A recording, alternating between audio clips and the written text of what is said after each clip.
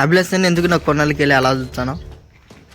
ఈ కొండలకి వెళ్ళా, ఈ కొండలకు ఒక ప్రత్యేకత ఉందిరా. ఏంది నా ప్రత్యేకత? అది ఆ ప్రత్యేకత గురించి నీకు తెలుసుకోవాలని తెలుసుకోవాలి. చెప్తారా?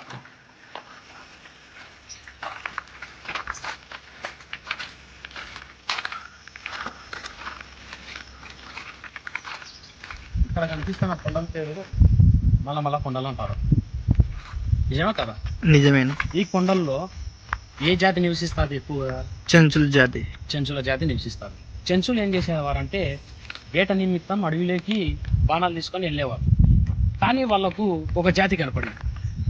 వాళ్ళు ఎట్లా అన్నారంటే పొట్టిగా మరుగుజ్జులు, స్త్రీ పురుషులు ఇద్దరు వస్త్రాలు లేకుండా ఒక జాతి వాళ్ళకు కనపడింది. ఆ జాతి పేరే మరుగుజ్జు మనుషులు, బుడమరాకాసులు లేదా పుట్టుపాపలు అని కూడా పిలుస్తారు వాళ్ళు. అలాంటి జాతి చెంచులు ఏ విధంగా అడవిలో నివసిస్తున్నారో అదే విధంగా మానవాళికి సంబంధం లేకుండా ఒక జాతి ఈ కొండలో నివసిస్తుంది. ఈ అగస్త్య మహర్షి రాకముందే ఇక్కడికి సిద్ధులు అని మరుగుజ్జులు ఇక్కడ ఉండేవారు. ఇట్లా 6 కిలోమీటర్లు పైకి వెళ్తే ఒక చిన్న గృహం ఉంటుంది. ఆ గృహలో మరుగుజ్జులు ఉండేవారు. మొట్టమొదటి భారతదేశపు సర్వేర్ లార్డ్ కల్నల్ మెకంజీ రికార్డులను పరిశీలించి ముత్యాలంపాడుకు సంబంధించిన కైపాయత్తుల రికార్డులలో ఈ యొక్క మరుగుజ్జు మనుషుల గురించి పొందిపరచి ఉంది. అప్పట్లో ఈ చెంచులు వేటకు వెళ్ళేవాళ్ళు. వెళ్ళినప్పుడు ఆ మరుగుజ్జు మనుషులు కనపడినప్పుడు ఈ మరుగుజ్జు మనుషులను చూసినప్పుడు వాళ్ళు పరిగెత్తుకుంటూ వెళ్ళి మాయమైపోయేవారు, అడవిలోకి పారిపోయేవారు. ఆ విషయాన్ని ఈ చెంచులు తీసుకొచ్చి ప్రజలకు చెప్పేవాళ్ళు. అక్కడ మరుగుజ్జు మనుషులు ఉన్నారు, పొట్టిగా ఉన్నారు, వాళ్ళు చూడడానికి విచిత్రంగా ఉండారు, ఒంటి నిండా బొచ్చు, పొడవాటి గోర్లతో ఉండారని. చెంచులు కొంతమంది పరిశోధన చేసినారు వాళ్ళ మీద, వాళ్ళు ఎవరని.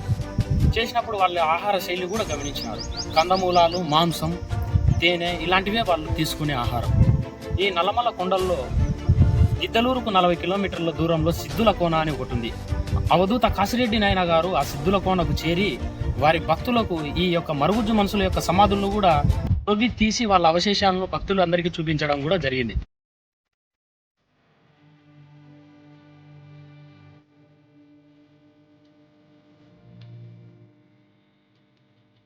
ఆ అవశేషాలను చూసిన వాళ్ళు ఇప్పటికీ బ్రతికే ఉన్నారు కొందరు ఈ రాయలసీమ ప్రాంతంలో.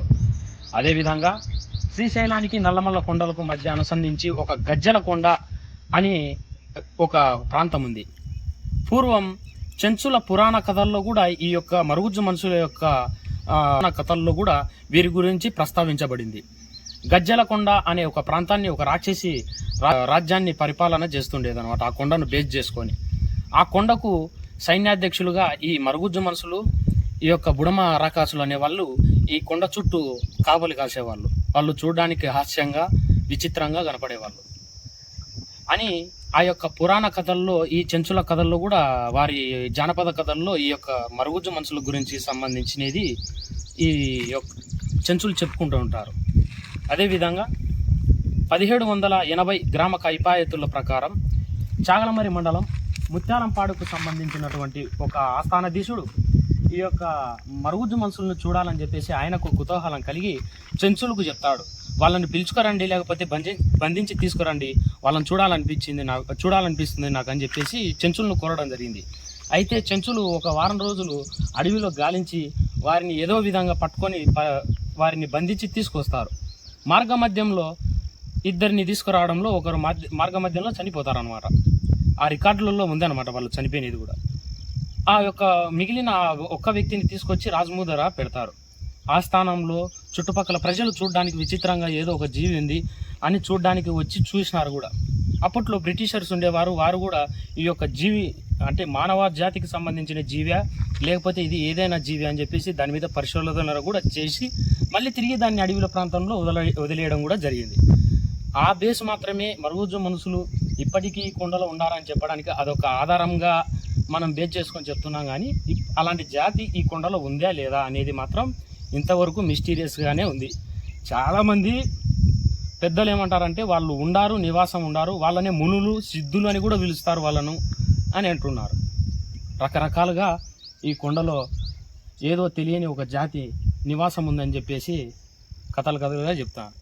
నీకు ఈ కథ నచ్చిందా? నచ్చింది. ఫ్రెండ్స్, మీకు ఈ కథ నచ్చినట్లయితే లైక్ చేయండి, కామెంట్ చేయండి, షేర్ చేయండి. నేను మీ అల్లగడ్డ అభిలాష్. జై హింద్.